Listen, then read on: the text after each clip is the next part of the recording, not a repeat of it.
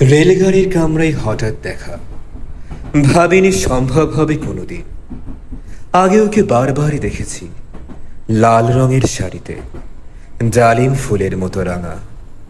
আজ পরেছে কালো রেশমের কাপড়, আঁচল তুলেছে মাথায়, দোলন চাপার মতো চিকন গৌর মুখখানি ঘিরে। মনে হলো কালো রঙে একটা গভীর দূরত্ব ঘনিয়ে নিয়েছে নিজের চারদিকে, যে দূরত্ব শস্য ক্ষেতের শেষ সীমানায়, শাল বনের নীলাঞ্চলে। থমকে গেল আমার সমস্ত মনটা। চেনা লোককে দেখলেম অচেনার গাম ফিরছে। হঠাৎ খবরের কাগজ ফেলে দিয়ে আমাকে করলে নমস্কার, সমাজবিধির পথ গেল খুলে, আলাপ করলেম শুরু। কেমন আছো, কেমন চলছে সংসার, ইত্যাদি। সে রইল জানালার বাইরের দিকে চেয়ে, যেন কাছের দিনের ছোঁয়াচ পার হওয়া চাহনিতে। দিলে অত্যন্ত ছোট দিয়ে একটা জবাব, কোনোটা আবার দিলেই না। বুঝিয়ে দিলে হাতের অস্থিরতায় কেন এসব কথা। এর চেয়ে অনেক ভালো চুপ করে থাকা।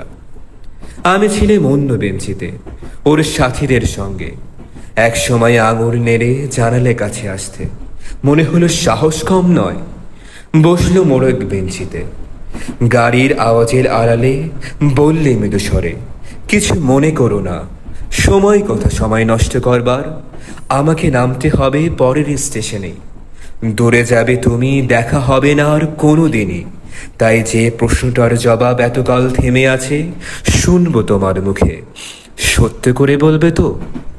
আমি বললেম, বলবো।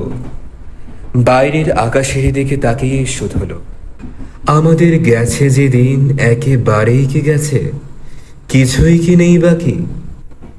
একটুকু রইলেম চুপ করে, তারপরে বললেন, রাতের সব তারাই আছে দিনের আলোর গভীরে। খটকা লাগলো, কে জানি বানিয়ে বললেম নাকি।